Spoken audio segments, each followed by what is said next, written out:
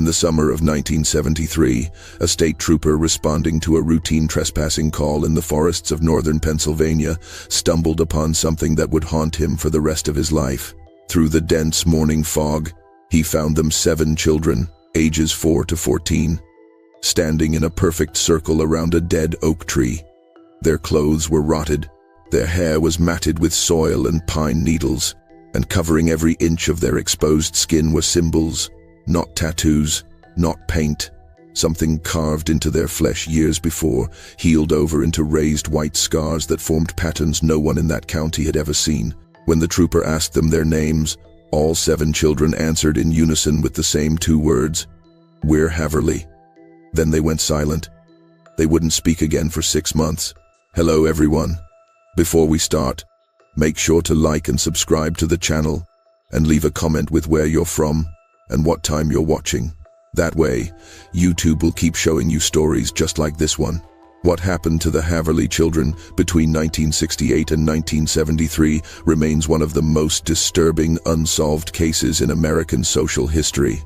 But what happened after they were found, the systematic unraveling of their story, the revelation of what those symbols meant, and the discovery of how deep the Haverly Clan's secrets actually went, that's the part that was buried. Not by accident, by design. Because what those children carried on their skin wasn't just trauma.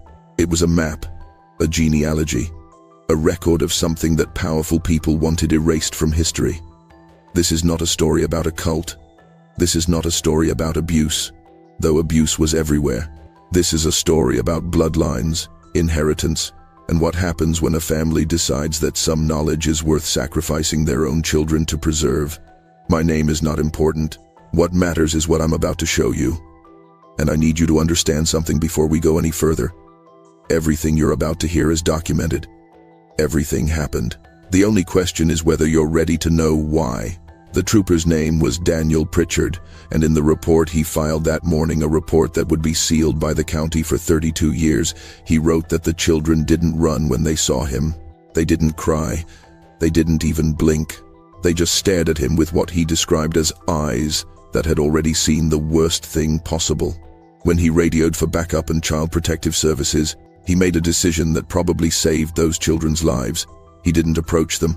He didn't try to grab them or corral them into his vehicle. He just sat down on the forest floor, 20 feet away, and waited. And after nearly an hour of silence, the oldest girl, her name was later determined to be Esther, walked over to him, knelt down, and whispered a single sentence into his ear. "They told us you'd come eventually." By the time social workers and county officials arrived at the scene, the children had been coaxed into sitting inside Pritchard's patrol car. They were emaciated, dehydrated, covered in insect bites and shallow lacerations. But the scars those symbols carved into their arms, their backs, their legs, those were old, healed. Some of them had clearly been there for years. A pediatrician who examined them that afternoon estimated that the youngest child, a boy named Silas, had received his first markings when he was no older than 2. The cuts had been deliberate, precise, made with something sharp enough to control depth and angle. This wasn't violence, this was ritual. And when the medical examiner tried to photograph the symbols for evidence, something strange happened. The children became hysterical, not scared, protective. They covered their skin with their hands and screamed in a language that nobody recognized. It took 3 hours to calm them down, and when they finally did, Esther looked at the examiner and said in perfect English, "If you take pictures, they'll know where we are." The question everyone asked was obvious. Who were they? The children wouldn't say. For 6 months, they lived in a state group home outside of Scranton, under the supervision of a rotating team of social workers and trauma counselors. They barely spoke. They refused to be separated. They ate only certain foods and only at certain times. They wouldn't sleep in beds. They slept on the floor, arranged in the same circular formation they'd been found in. And every night, just after midnight, they would wake up simultaneously and begin whispering to each other in that same unrecognizable language. Linguists brought in to analyze the recordings couldn't place it. It wasn't Latin. It wasn't any indigenous dialect from the region. It was something else, something constructed. And the more researchers listened, the more they began to suspect that it wasn't just a language, it was a code. The breakthrough came in March of 1974, when a graduate student from Penn State named Caroline Vess was brought in to work with the children as part of her thesis on childhood trauma and memory retention. Vess wasn't a psychologist, she was an anthropologist, and unlike everyone else who had tried to communicate with the Haverly children, she didn't ask them questions. She just observed. She sat with them. She drew pictures. She hummed. And after 3 weeks of silence, Esther approached her with a piece of paper. On it, Esther had drawn one of the symbols from her own arm, a circular pattern with 3 intersecting lines and a series of dots arranged around the perimeter. Beneath it, in careful handwriting, she had written a single word: grandfather. Vess understood immediately. The symbols weren't random, they were genealogical. Each marking represented a family member, a lineage, a position within the clan structure. She asked Esther to draw more, and over the next 2 months, Esther filled notebook after notebook with drawings, names, and dates. The other children watched. They didn't stop her. In fact, they helped. Together, they reconstructed a family tree that went back 7 generations, and what that tree revealed was staggering. The Haverly clan wasn't just a family, it was a network, a shadow lineage that stretched across 4 states: Pennsylvania, West Virginia, Ohio, and New York. There were over 200 people connected to the clan, most of them living under different surnames, in different towns, with no apparent connection to one another, except for the children. The children all bore the marks. Vess took her findings to the state authorities, and that's when everything changed. Within a week, her research was confiscated. She was removed from the case. The children were transferred to an undisclosed location, and the group home was shut down. No explanation was given. No records were made public. Caroline Vess tried to fight it.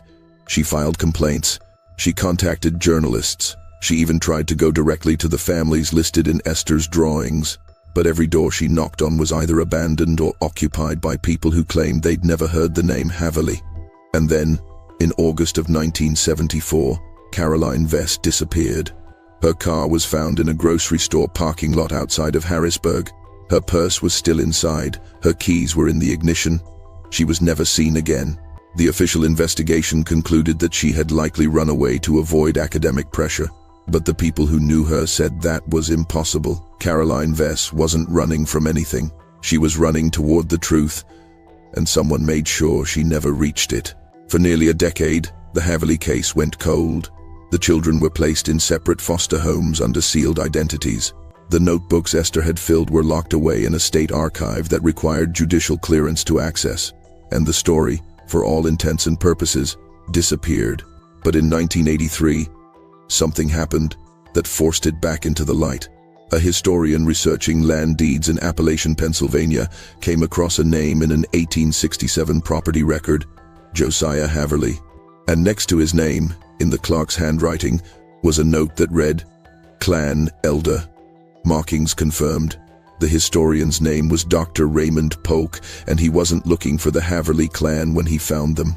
He was researching something entirely different: post-Civil War land redistribution and the displacement of rural families during the industrial boom. But that single notation in an 1867 land deed stopped him cold.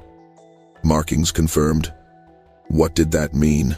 Why would a county clerk in 1867 need to confirm markings on someone's body in order to process a property transfer? Polk spent the next 2 years digging through courthouse basements, church records, and genealogical archives across Pennsylvania, and what he found was a pattern, a deliberate, carefully maintained system that stretched back to the 1700s. The Haverly clan, as far as Polk could determine, originated in the mountains of southwestern Pennsylvania sometime around 1730. They were not Native American, though they lived in close proximity to indigenous communities and appeared to have adopted certain practices. They were not immigrants in the traditional sense. There were no ship manifests, no Ellis Island records, no documentation of their arrival.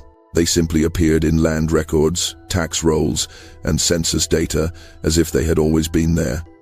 And from the very beginning, there were references to the marks. In 1749, a traveling preacher wrote in his journal about encountering a strange family in the hills, whose children bore upon their flesh the history of their fathers, carved in symbols no Christian ought to recognize. In 1792, a frontier doctor recorded treating a young girl with deliberate scarification across her shoulders and back, arranged in patterns she claimed were her inheritance. The Haverleys were known, they were documented, but they were never interfered with. Polk's research revealed something even more unsettling. The Haverly Clan wasn't just isolated, they were protected. In 1812, when federal surveyors attempted to map the region for potential railroad expansion, they were turned away by local militias who claimed the land was spoken for. In 1846, when a county sheriff tried to investigate reports of children living in the forest without schooling, he was blocked by a circuit judge who ruled that the family had ancestral rights predating statehood. And in 1891, when a Presbyterian missionary tried to establish a church near Haverly territory, the building burned down 3 nights before its dedication. No arrests were made. No investigation was opened. The message was clear. The Haverleys were not to be disturbed. But why? What made this particular family so significant that local governments, law enforcement, and even religious institutions went out of their way to leave them alone? Polk believed he found the answer in a set of letters written by a frontier land agent named Thaddeus Crow in 1803. Crow had been tasked with cataloging families living in the Western Territories for tax purposes, and in one letter to his superior, he described encountering the Haverleys. He wrote, "They do not farm as others do. They do not trade. They do not attend church. But they keep the old records, the ones the crown wanted burned. And every man in these hills knows that if the Haverleys fall, the land will forget itself." Polk didn't understand what that meant. Not at first. But as he cross-referenced Crow's letters with colonial-era property disputes, indigenous land treaties, and early American legal documents, a theory began to form. The Haverleys weren't just a family, they were record keepers, living archives, and the symbols carved into their children's skin weren't just genealogy, they were land claims, contracts, proof of ownership that predated the United States itself. When Dr. Polk finally published his findings in 1985, he did so in an obscure academic journal that most historians had never heard of. The article was titled, "Corporeal Cartography, Evidence of Pre-Colonial Land Documentation in Appalachian Scarification Practices." It was dense, it was technical, and it was terrifying, because what Polk had discovered was that the Haverly children weren't just carrying family history on their skin, they were carrying legal documents, maps, territorial boundaries, resource rights. The symbols weren't arbitrary, they were a language of ownership, passed down through generations, that detailed who controlled what land, which water sources belonged to which bloodline, and who had the right to extract minerals, timber, and game from specific regions. And according to Polk's research, these claims were older than the Declaration of Independence, older than the colonies. Some of them might have predated European contact entirely. Here's where it gets complicated. In the 1700s, as European settlers pushed deeper into Appalachia, they encountered a problem. The land they were claiming had already been claimed not by indigenous nations, though that was also true, but by families who had been living there for so long that no one could remember when they'd arrived. These families didn't have paper deeds. They didn't have royal charters or government grants. What they had were oral traditions, physical markers, and in some cases, markings on their bodies that served as living proof of ancestral rights. The colonial governments couldn't recognize these claims officially. It would have undermined the entire legal framework of westward expansion.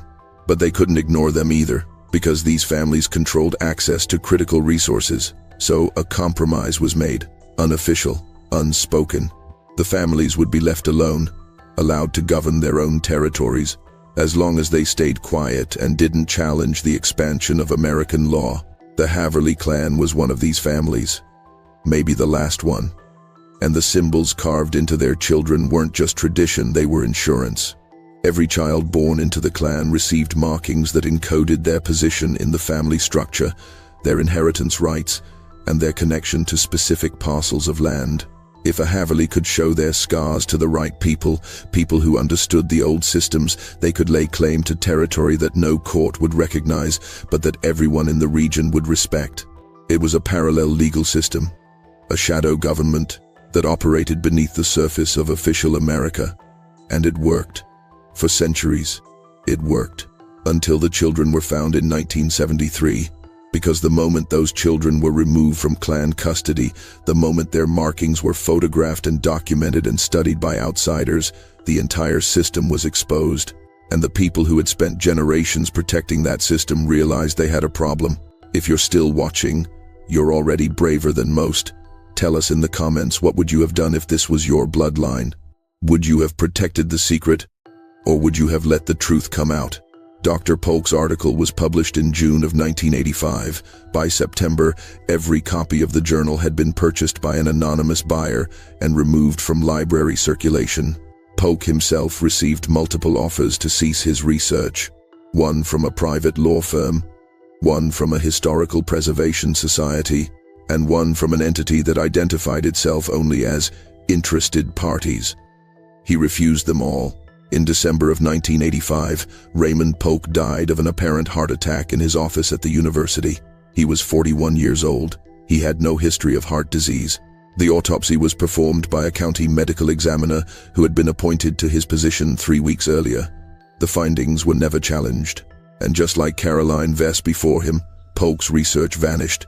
His files were cleaned out, his notes were never recovered, and the one person who might have been able to continue his work, his graduate assistant, refused to speak about the case ever again. She would only say, years later, in an anonymous interview, "Some doors are closed for a reason, and the people on the other side are still watching." It wasn't until 2007, 34 years after they were found, that one of the Haverly children finally spoke publicly. Her name had been changed. Her identity had been legally sealed. But in a recorded interview given to an independent documentarian under conditions of strict anonymity, the woman who had once been called Esther told her story. And what she revealed was worse than anyone had imagined. She said the children hadn't been kidnapped. They hadn't been abandoned. They had been sent into the forest, deliberately, hidden, because the clan knew that something was coming. A reckoning, a legal challenge to the land, claims that had been ignored for generations. And the adults believed that if the children could disappear, if they could survive in the wilderness long enough for the danger to pass, then the knowledge carved into their skin would be preserved. The children were never supposed to be found. They were supposed to wait. Esther described life within the clan as something both ordinary and unimaginable. The children attended school. They played. They celebrated birthdays. But from the age of 2 or 3, they also underwent the marking ceremonies. She said the cuts were made with a tool that had been in the family for generations, a blade made of bone, not metal, that left specific types of scars. The ceremonies happened in complete darkness, in a stone structure deep in the forest that the clan called the registry. Each child would be brought there alone, and an elder, usually a grandparent or great-aunt, would carve the new symbols while reciting the family history aloud. The pain was extreme. The children were not given anything to dull it. Esther said that was part of the process. The pain made you remember. It made the knowledge permanent, not just on your skin, but in your mind. You learned to read the symbols by feeling them, by tracing them with your fingers in the dark, and by the time you were 10 years old, you could recite the entire genealogy of the clan, the boundaries of every land parcel, and the location of every resource site, all from memory. But Esther also said something that changed the entire context of the case. She said the markings weren't just about land. They were about survival. The Haverly clan believed, rightly or not, that they were the last holders of a specific type of knowledge about the land itself, where the water would be clean in a drought, where the soil would grow food when everything else failed, which forests would shelter you in a freeze, which mountains held minerals that could be traded when currency collapsed. This wasn't superstition. This was information gathered over centuries, tested and confirmed by generations of people who had lived through wars, famines, economic collapses, and plagues. The clan didn't see themselves as criminals or cultists. They saw themselves as stewards. And the children weren't victims. They were chosen, selected to carry the archive forward into the next generation. Esther said she didn't feel abused. She felt honored. And even decades later, even after everything that had happened, she still believed that what her family had done was necessary. The problem, Esther explained, was that the clan had enemies. Not just the government, though the government was certainly interested in breaking their hold on the land, but also other families, other lineages who had once held similar claims but had lost them through assimilation, intermarriage, or legal defeat. These families resented the Haverleys. They wanted the knowledge the Haverleys possessed, and in the late 1960s, one of those families made a move. They hired lawyers. They dug up old property records. They found inconsistencies in the colonial-era surveys that the Haverleys had relied on for centuries, and they threatened to take everything to court. A court case would mean exposure. It would mean testimony. It would mean showing the markings to judges, to juries, to the public. The clan elders knew they couldn't allow that, so they made the decision to hide the children, to erase them from the system, to let the legal challenge proceed without the living evidence. And it almost worked. The case was dismissed in 1972 for lack of proof, but by then, the children had been in the forest for 4 years, and one of the elders, racked with guilt, had left an anonymous tip with the state police. That's how Officer Pritchard found them, not by accident, by design. Someone in the clan had broken the pact.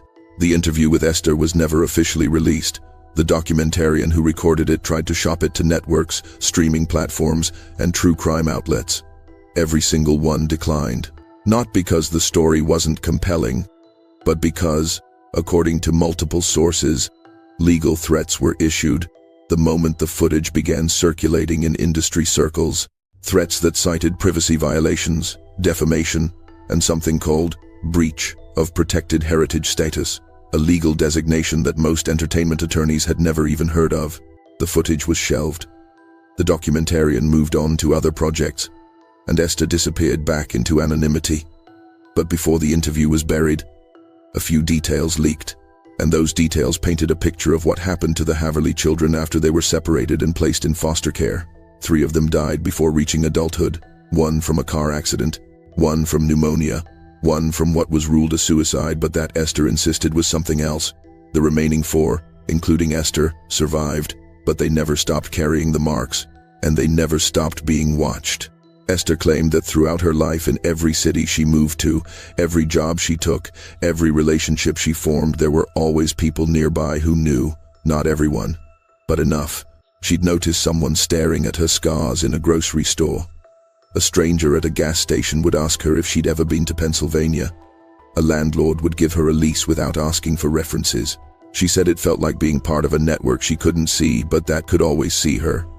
And in 2004, something happened that confirmed her suspicions. She received a letter, no return address. Inside was a single photograph, a picture of the stone structure she had described. The registry. It was still standing, and written on the back of the photograph, in handwriting she recognized as belonging to one of the elders who had marked her as a child, were 5 words. "The land still remembers you. What does that mean?" Esther didn't know, or if she did, she wouldn't say. But in the years since that interview was recorded, researchers, historians, and journalists who have tried to follow up on the Haverly case have encountered the same pattern. Doors that close, records that vanish, sources who refuse to talk, and in some cases, consequences. In 2009, a freelance journalist named Michael Stern published a blog post connecting the Haverly case to a series of suspicious property transfers in western Pennsylvania. Within a month, his blog was taken down for violating terms of service. His email account was hacked, and he received a visit from 2 men who claimed to be from a historical preservation nonprofit. They told him that his research was interfering with ongoing cultural heritage work, and that if he continued, he could be held liable for damages. Stern stopped writing about the Haverleys.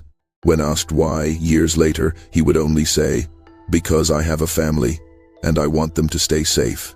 So where does that leave us? The Haverly children are still alive, as far as anyone knows.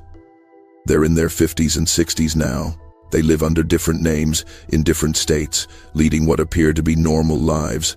But the markings are still there, and according to Esther, the knowledge is still there too. Passed down, protected, waiting. Waiting for what? She wouldn't say.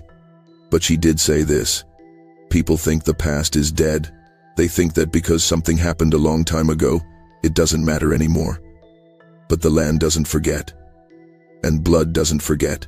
And when the systems people trust start to fall apart, when the maps stop making sense, and the laws stop protecting them, they'll come looking for the people who still know how to survive. And we'll be here. We've always been here.